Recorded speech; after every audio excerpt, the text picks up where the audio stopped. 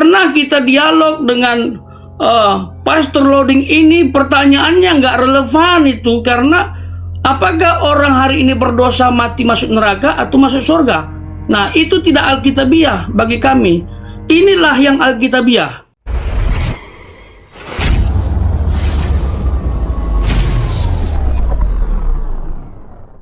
Welcome to khotbah populer. Yesus yang populer harus dikhotbahkan. Yesus yang populer, not me. Oke? Nah, bicara tentang keselamatan menurut Alkitab yang diajarkan Allah itu sendiri. Keselamatan itu berdasarkan anugerah oleh iman. Anugerah keselamatan diberikan Allah kepada manusia yang beriman kepadanya. Tidak bisa dipisah-pisah, harus satu paket. Orang beriman kepada Yesus Kristus lalu mendapatkan anugerah keselamatan dan dibuktikan melalui tindakan, perbuatan. Karena kalau perbuatannya tidak menjadi berkat, tidak menjadi contoh, tidak bisa dianut, diterima, kemungkinan dia belum sungguh-sungguh terima Yesus. Sehingga anugerah itu dia tidak terima. Karena anugerah yang orang terima melalui imannya pasti akan mengubahkan hidupnya. Karena waktu orang terima Yesus, ada Roh Kudus yang berperan dalam hatinya. Sehingga orang tersebut akan mengalami pembaharuan. Ingat loh ya, keselamatan berdasarkan anugerah oleh iman. Perbuatan baik tidak menyelamatkan, tetapi perbuatan baik sebagai tanda, sebagai ucapan syukur bahwa orang tersebut sudah diselamatkan. Nah, ayat Alkitabnya supaya betul-betul akurat, saya akan bacakan dalam Efesus pasal 2, ayat 8 sampai 10. Dengarkan baik-baik. Sebab karena kasih karunia kamu diselamatkan oleh iman. Garis bawahi, karena kasih karunia kamu diselamatkan oleh iman. Dan itu bukan hasil usahamu, tetapi pemberian Allah. Bukan usahamu, tetapi pemberian Allah. Supaya, dikatakan ayat 9, itu bukanlah hasil pekerjaanmu, jangan ada yang memegahkan diri. Karena kita ini buatan Allah, diciptakan dalam Kristus Yesus untuk melakukan pekerjaan baik yang dipersiapkan Allah sebelumnya. Ia mau supaya kita hidup di dalamnya. Simpel sebenarnya keselamatan dalam kekristenan. Percaya Yesus, dapat anugerah, lalu perbuatan baik sebagai tanda pertobatan. Jadi pernah kita dialog dengan Pastor Loading ini, pertanyaannya nggak relevan itu, karena apakah orang hari ini berdosa mati masuk neraka atau masuk surga? Nah, itu tidak alkitabiah bagi kami. Inilah yang alkitabiah. Keselamatan itu berdasarkan anugerah oleh iman. Perbuatan baik manusia tidak menyelamatkan, tetapi sebagai tanda pertobatan. Jadi kalau ada orang Kristen, perbuatannya tidak menjadi berkat, mungkin masih mabuk, berzina, dan lain sebagainya, mungkin dia belum terima Yesus sungguh-sungguh. Karena Roh Kudus dalam dirinya seharusnya itu berkarya. Berkarya secara spektakuler. Memberikan pembaharuan hidup. Tentu tidak sempurna perbuatan itu.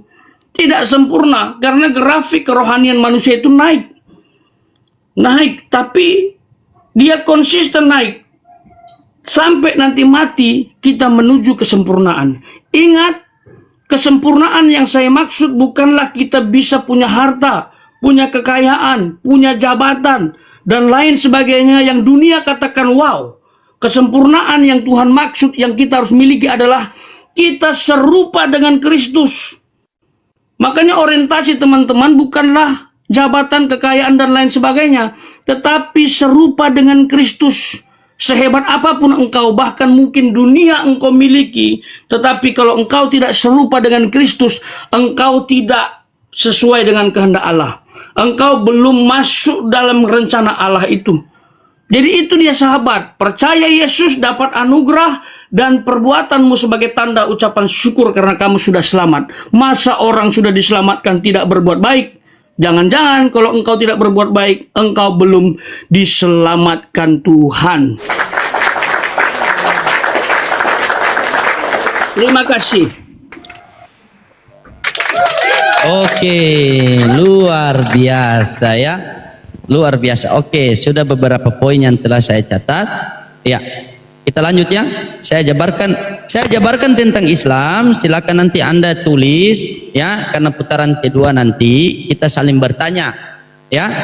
Tapi itu ketika bertanya jangan dulu diaktifkan baling-baling bambunya. Bahaya kalau baling-baling bambu sudah diaktifkan itu.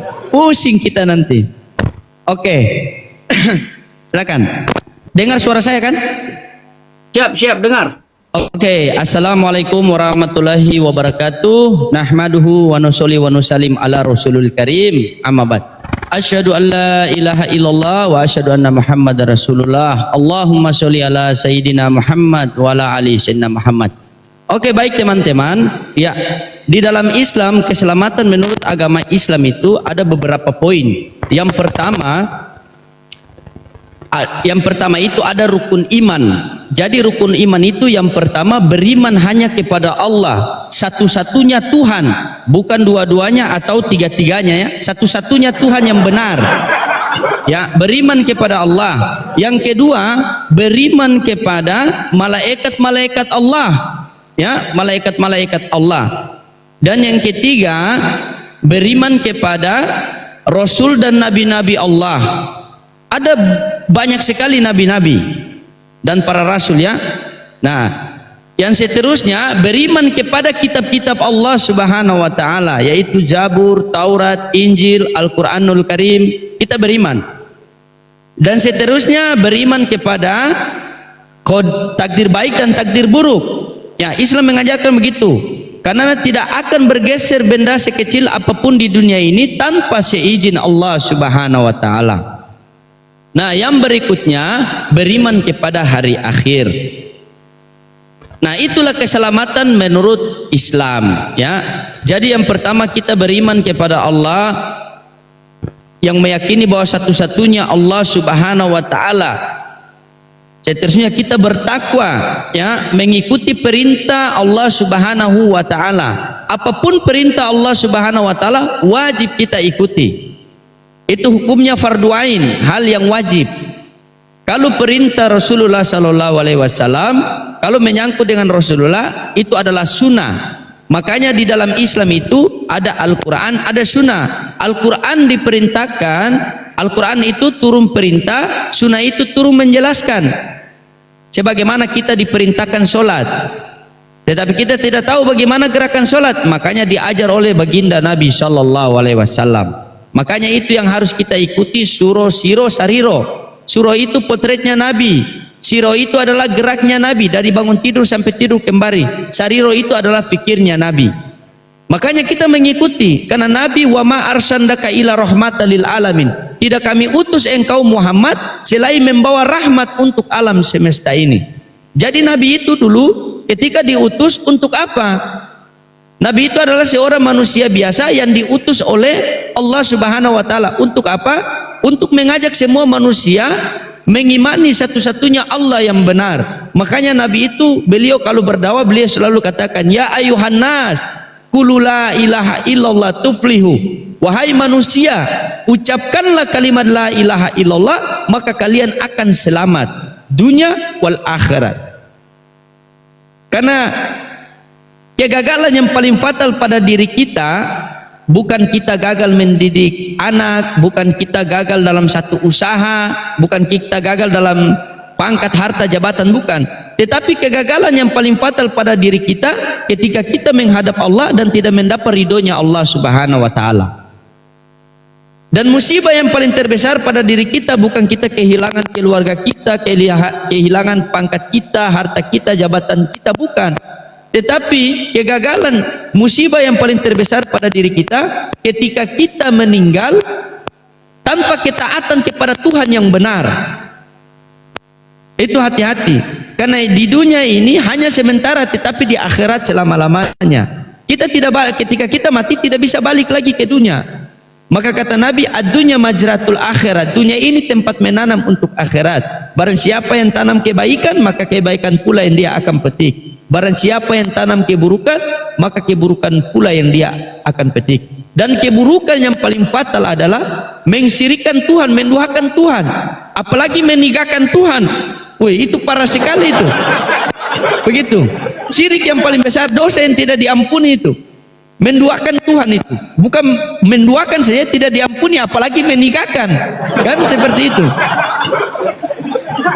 Nah, begitu. Jadi, marilah kita buka logika kita, kita berpikir bahwa di mana Tuhan yang benar itu?